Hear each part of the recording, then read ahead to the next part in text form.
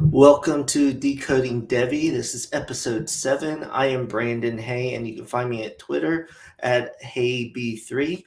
And this is brought to you by the ITB guys. You can find us on the YouTube channel, which please subscribe because there's going to be tons of off-season content that you do not want to miss. And also on all podcast platforms, especially Apple, Anchor, and Spotify.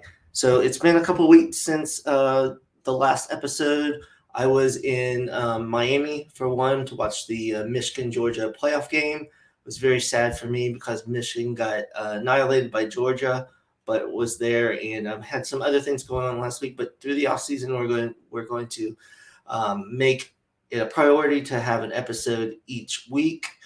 So tonight we're going to just review the national championship a little bit, talk about the constant transfers, some that have happened and that I think are noteworthy. And then we'll go into I updated my 2022 Devy rankings, took out all the players that are entering into the NFL draft this year. So we'll go through those and give some of those, my thoughts on that. And then in coming episodes, we'll start really diving deep into the NFL draft. So just a few thoughts about the championship game. I thought it'd be closer than the SEC championship game between Georgia and Alabama. Alabama really exploited Georgia's defense, getting a lot of deep passes for touchdowns, and Georgia wasn't able to really recover. And for those that watched and for those that didn't watch the national championship game, it was a big defensive game. Starting off, Alabama was able to move the ball, but they were held to field goals in the red zone. And that was the biggest thing in this game. Especially before Jamison Williams got hurt, their best receiver. He's the speed guy, the guy that really hurt Georgia in the championship game. Since they didn't score those long touchdowns, Georgia is very tough within the red zone because they're, very talented defense. And in the red zone, everything just gets smaller, the openings and everything like that. So that was a problem. And once Jamison Williams went down, they're missing their two top receivers with Jamison Williams and then John Mechie, who got hurt in the SEC championship game and did not play. So Alabama was really relying on a couple of their freshman players, mainly Guy Hall and Ja'Cory Brooks. And they made some plays, but they struggled to have that consistency, and they didn't really have that deep threat. So Georgia was able to play tighter on those receivers. They got it going a little bit with Brian Robinson running the ball, but Georgia just was able to continually run the ball very well.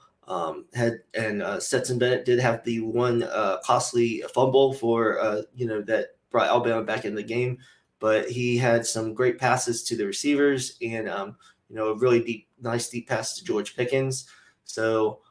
And then, Bryce Young just couldn't bring them back, had a costly pick six at the end, but just the receivers weren't necessarily open and he didn't have the playmakers he usually did. I do not blame him for this. And, it's just, even though Bama has all those weapons, a lot of those freshmen didn't get a lot of minutes during the season, and that kind of caught up with them in the championship game because they just weren't able to make those tough catches that Mechie and Jamison Williams had been making earlier in the season.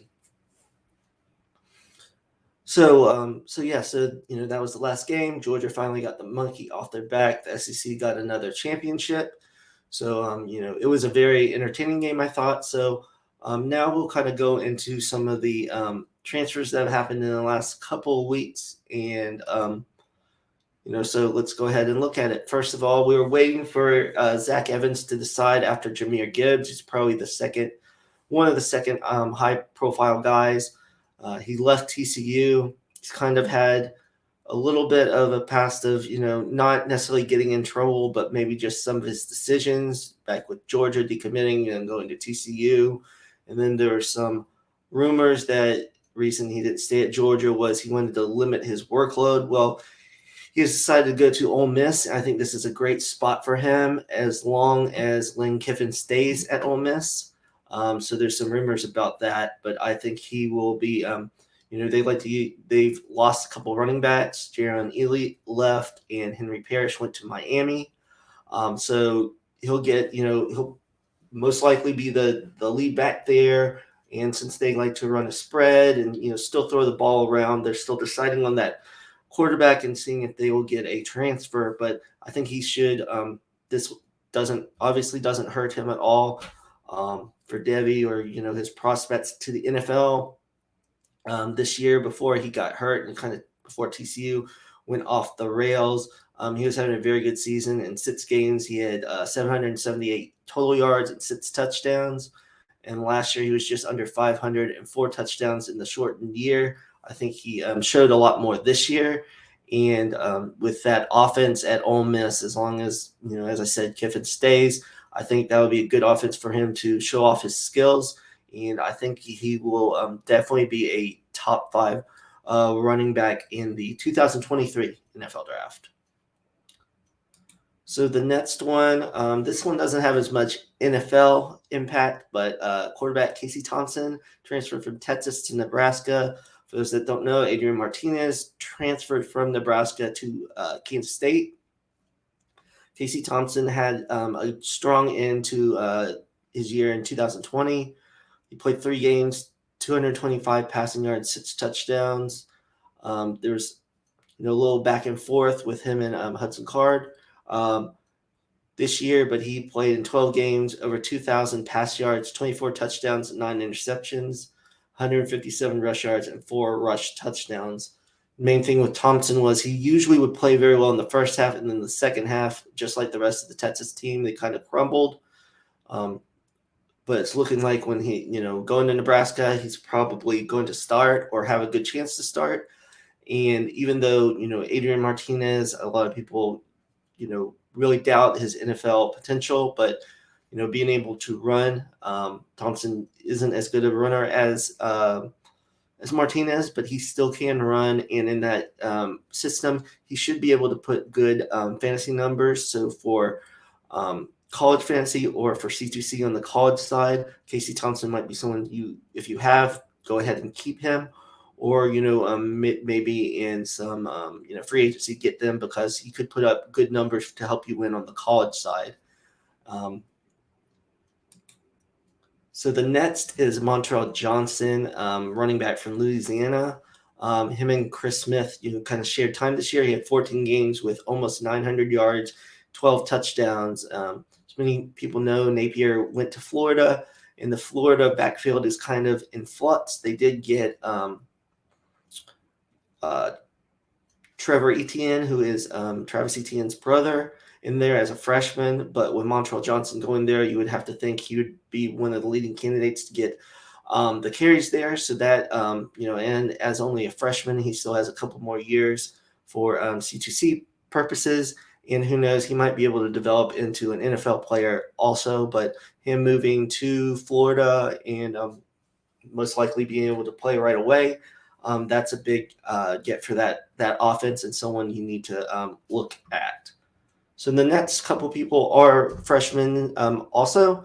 So Mario Williams, wide receiver at Oklahoma, kind of had an up and down year, played 11 games for a little under 400 yards and 4 touchdowns.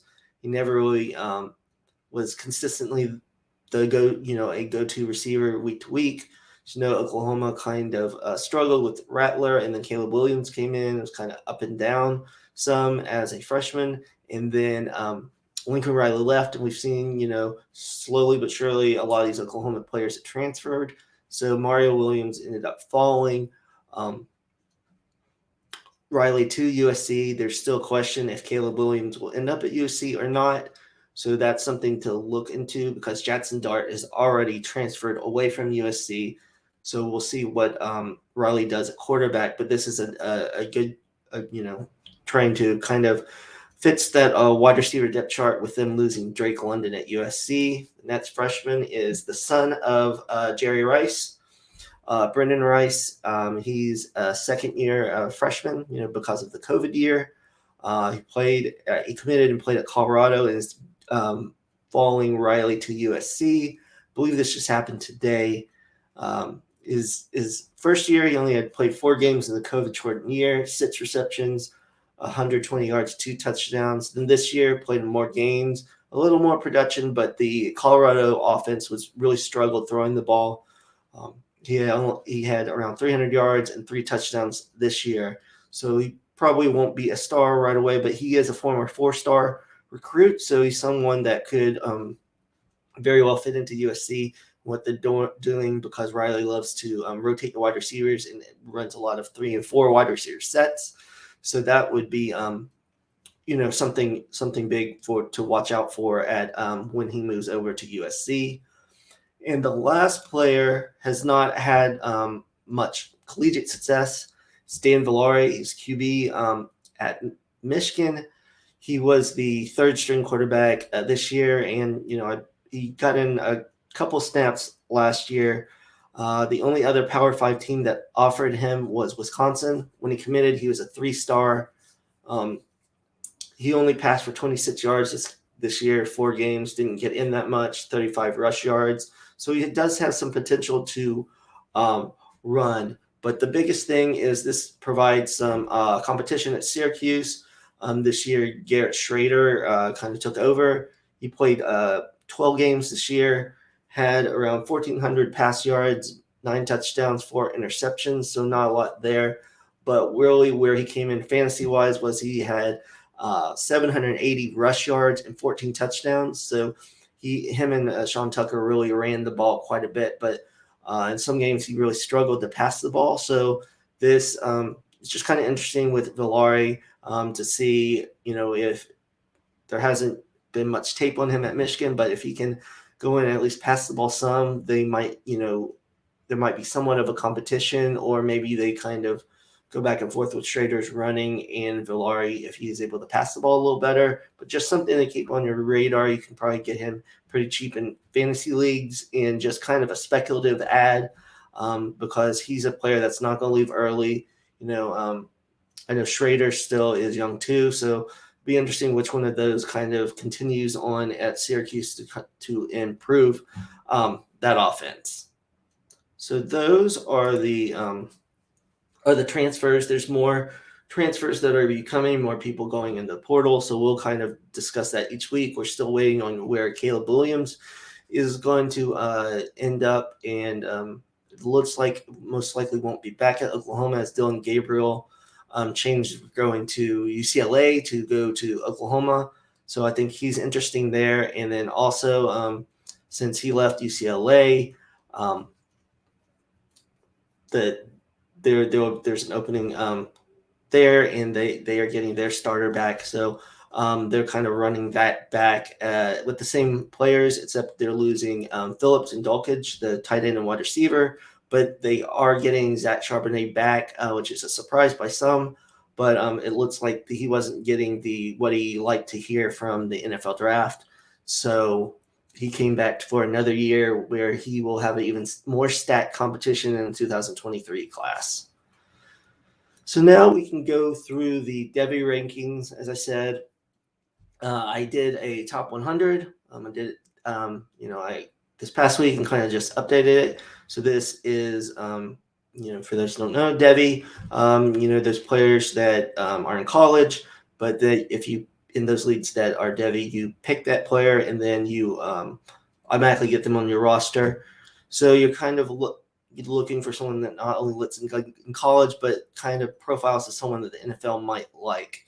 So I will say before I start, once I took out the 2022 draft eligible players, really it's going to be an interesting year, because after the first 20 or 25, there's a big, kind of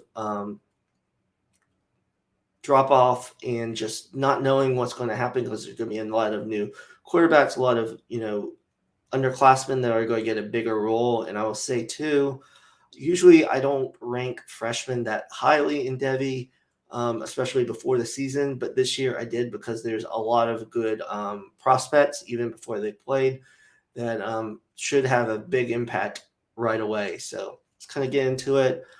First is Bijan. I think that's, what most people would say. He looks great, even on a mediocre Texas team. He fills a lot of the boxes. He's strong. He's fast. He's good vision. Can kind of do everything. Can catch the ball out of the backfield. And then this is where early in my list might be a little controversial because a lot of people have Travion Henderson, the super freshman from Ohio State, because he looked great this year. Before even the year, people were comparing him to Christian McCaffrey coming out of high school. But I have Jahmyr Gibbs. He's going to Alabama, and I think he's going to, with a more successful offense, can show more of his skills. Where at Georgia Tech, everyone would zero in on him. But I just love his play. I think he's a slasher, and his pass catching skills are great. Probably one of the best running backs in his class. And I think he can do the same type of things that an Alvin Kamara type could do. We've seen how great that is in NFL and how they're kind of moving towards backs that can do both. So I have him over Henderson, and then Bryce Young is the first quarterback. I think he showed this year how great he is, and he can only move up. And then also, as I talked about with Zach Evans, I think he'll be very high in the draft class in 2023. And then I come in with the two wide receivers. Can't really go wrong with either. They're both 2023 eligible. Keyshawn Boutte and then Jackson Smith in Jigba. I have Boutte first. I just think he's a little more versatile. But Jackson Smith and Jigba is great after the catch. We've seen, he has all those yards after the catch with Ohio State, and they're just going to continue to pass the ball. So I have Boutte higher, but I couldn't, I don't think you could go wrong with either. Then I have Tank Bigsby. He had a down year, but there's speculation that he might have been injured. So we'll see if he can bounce back next year. Auburn was able to retain him after he briefly went into the transfer portal. Then I have CJ Stroud at 9. He really impressed this year. At the first couple of games, there's questions, but he really, showed that he could really pass the ball. I think the next step for him is just to get a little better from under pressure, because sometimes, he doesn't do as well with that. But I think that with more experience, he should get better, and that offense should be great again, even with losing Garrett Wilson and Chris Olave. Then next, I have Jordan Addison at Pittsburgh. He had a great year. I actually see that I have 10 and 11, both Jordan Addison, so I'll have to fix that. So it looks like there might be 99 on this list. But Jordan Addison, he did great with Kenny Pickett this year. And, Pickett is leaving for the draft. But they did get Keaton Slovis, who has been somewhat disappointing at USC. But he was able to really throw the ball to Drake London and get, him a lot of receptions and a lot of yards. So I think that Addison is still a really good player, and he showed that he was more versatile this year, going down the field more. Quentin Johnston is next. He was kind of up and down his freshman year. This year, quarterback play was up and down, but what really made him move up in my ranks is that game against Oklahoma. He just really showed that how dominant he can be, catching passes over them, making acrobatic plays. Then we have a couple more running backs in the 2023 class. Sean Tucker. I'm really impressed with him at Syracuse. Shows great balance and speed, and with that offense, they couldn't pass the ball very well, and he would continually get 100-yard games and touchdowns. Milton's dealt with injuries this year, but it looks like he will be the next man up in the Georgia backfield with Cooks and Zamir White leaving. So it looks like he'll be the next one in that Georgia backfield. And now Josh Downs at North Carolina, he loses Sam Howell, but I think he'll continue his success next year. They haven't really – there's question about who the quarterback will be, but I really like him. And then we have a couple quarterbacks coming in next.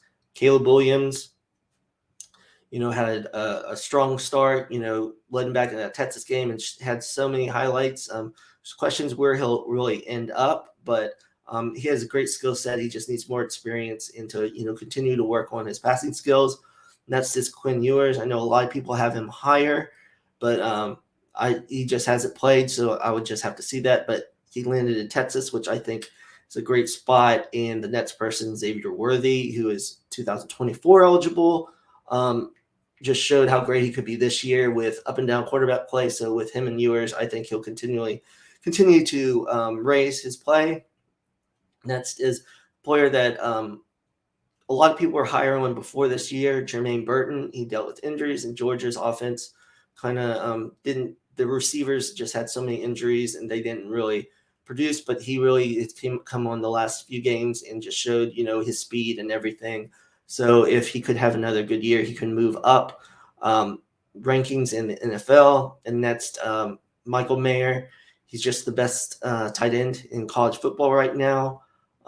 If you include, the blocking and the pass catching. I know some people might argue with Brock Bowers at Georgia, but Michael Mayer has the size and can block, and tight ends that, that can both do both and come in the league right away, kind of like Freiermuth this year, that are, that blocking and pass catching type tight ends are someone you would need on your fantasy roster, especially in tight end premium. So now we can move on.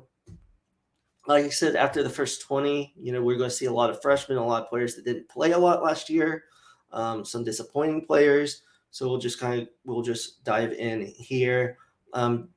So I have Donovan Edwards and Blake Corum both at Michigan. Since Hassan Haskins is leaving, there's going to be some protection left there.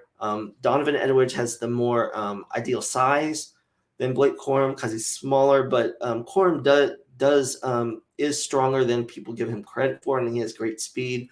But Edwards really showed in the Maryland game that he had over 100 yards receiving, and he had a very nice over-the-shoulder catch against Georgia. He really is versatile in his pass catching. I think already he's a better receiver than Corum because Corum has some drops, and he has done more of the extensive route running even in his freshman year. And that's Will Shipley and Clemson.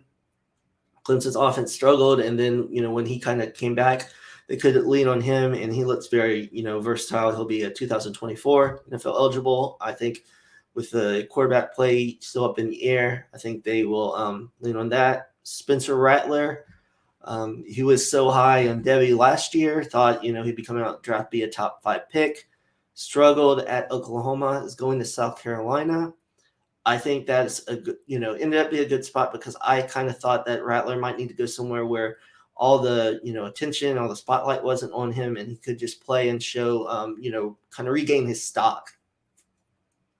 Now we have Zay Flowers coming back to Boston College with Phil Jerkovich. So I think Flowers, will really be able to make more draft capital next year coming back. Devin Neal at Kansas.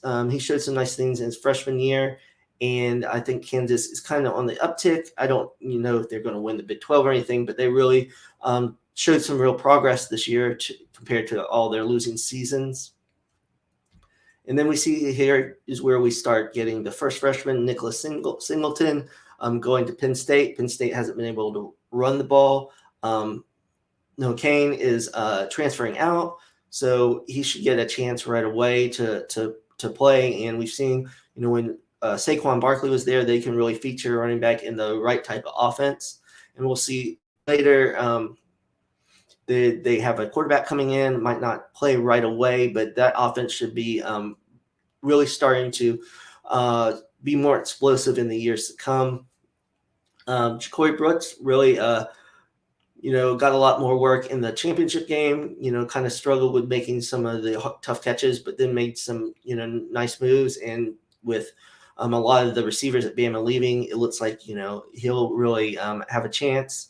And then there's Jackson Dart, transferring from USC.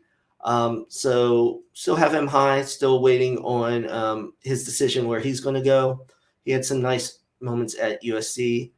Next is Marvin Harrison Jr. I think he's going to be the second wide receiver at Ohio State this year. With Wilson and Olave leaving, it seemed like he really, in the bowl game, obviously Smith and Jigba had the huge game of 300 yards, but he got a couple touchdowns. I think he's going to be the second option. Then someone that kind of under the radar at the beginning of the season, but Braylon Allen at Wisconsin had a very good year being their lead back. We'll see if he can continue to develop as a running back and do more than just running over people. Parker Washington will be the main guy at Penn State. With Jahan Dotson leaving, another incoming freshman, Jadon Blue, going to Texas. He might not play that much his first year. He did not play his senior year of high school, but he should get a little run this year. And then, when Bijan leaves after next year. He should be slotted in. Now DJU, I didn't really know necessarily where to put him. Obviously, he wasn't good this last year.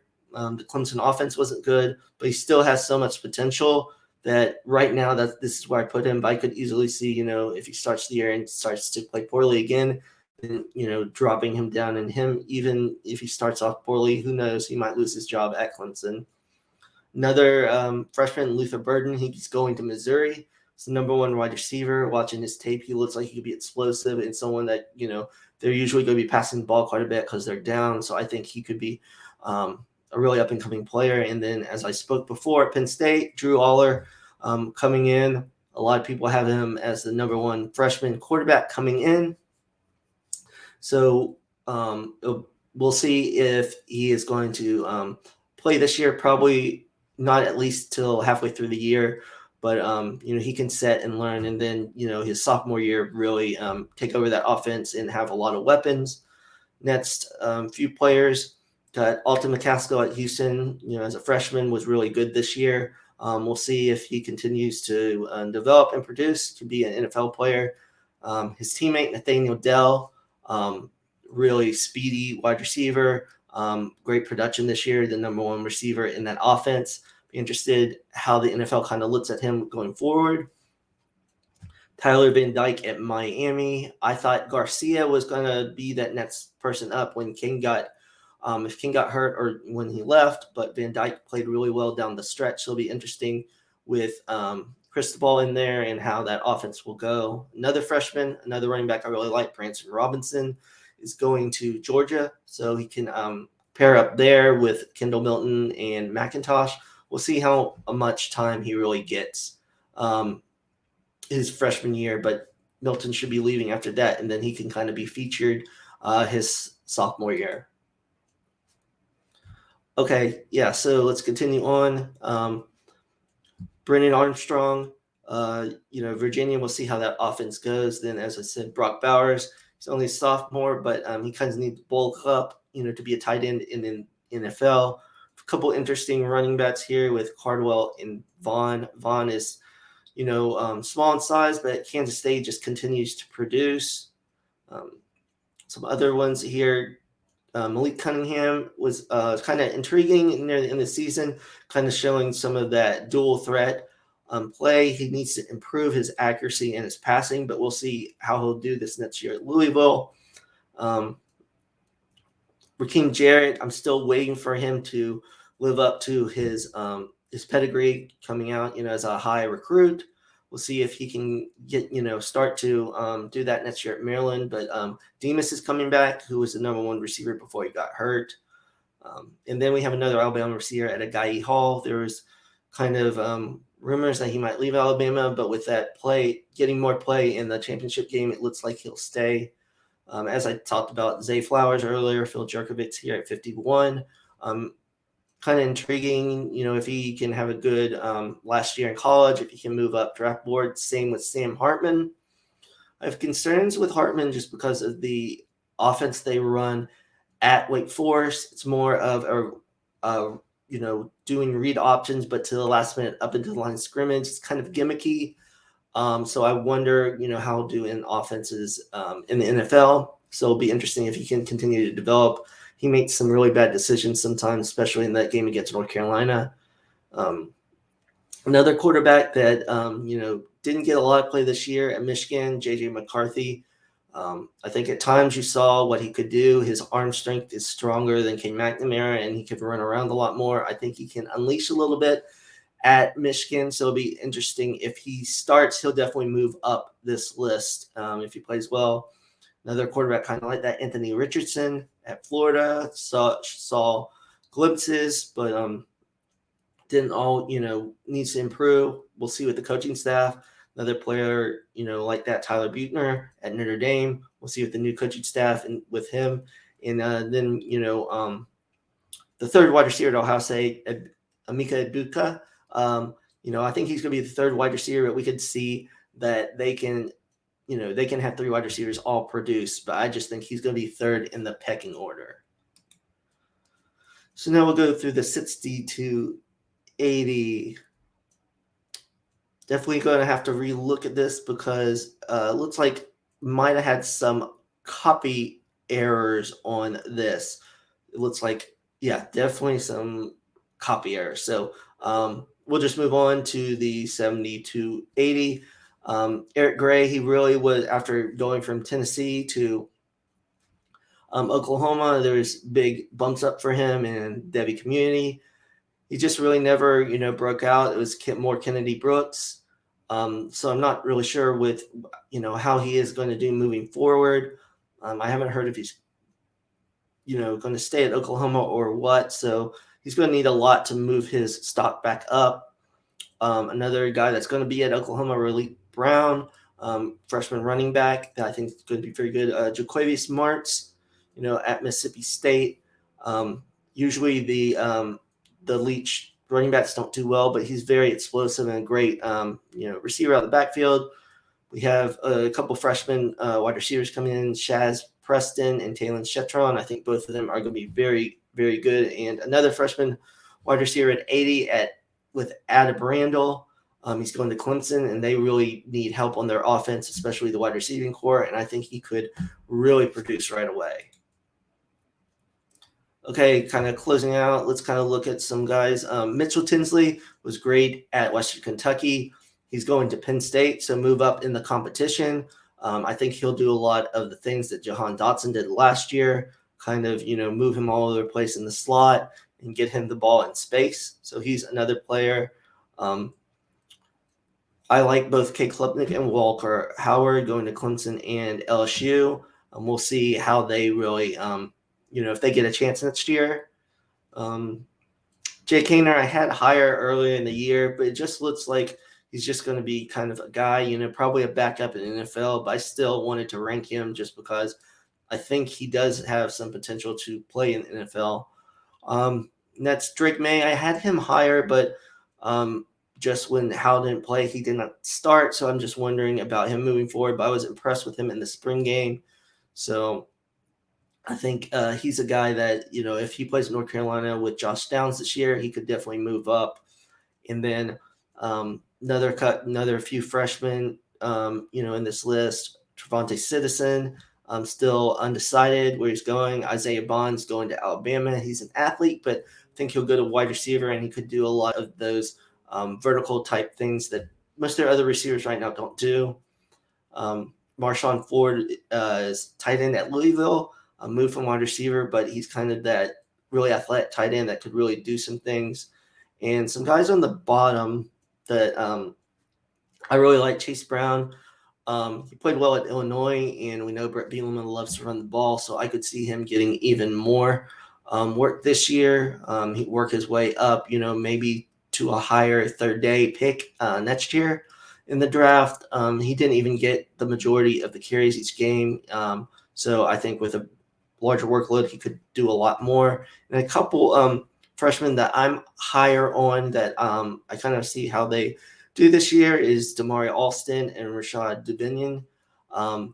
We'll see, kind of what they can do coming in. I believe they were labeled on some sites as running backs, some as athletes. And then my last player is Andrew Anthony from Michigan. He had that one big game against Michigan State, but really didn't have much the rest of the way. And I do wonder with J.J. McCarthy possibly taking over next year if he could be unleashed a little more. Ronnie Bell's coming back, so that could kind of free up some space, in that Michigan wide receiver room for, less coverage to the other receivers now that Ronnie Bell will be coming back. So I do apologize that some of the numbers seem to get mixed up on these Devy rankings. So on the YouTube page in the descriptions, I will have a link for my personal page for the my Devy rankings, so you can kind of look at those. And I'm sure we'll continue to talk about those on future episodes. But we're definitely going to still talk about what's going on in college, transfer portal, and any of the other things. Talk about recruits, but it's coming into where people are starting to turn their attention to the NFL draft. So in future episodes, we'll go over some film on a couple players, talk about some positions that I like a lot more, and I'm just kind of diving into this prospect so everyone can get ready for either Devy drafts or the rookie drafts in your dynasty, or just even knowing these players getting ready for a redraft next year. So thank you for tuning in to Decoding Devy. Like I said, we're going to try to make it more a every week and at the same time. Apologize for kind of different days. A lot of stuff has come up, at the end of the fantasy year. But make sure to subscribe to the IDB Guys YouTube channel, and we'll see you next week.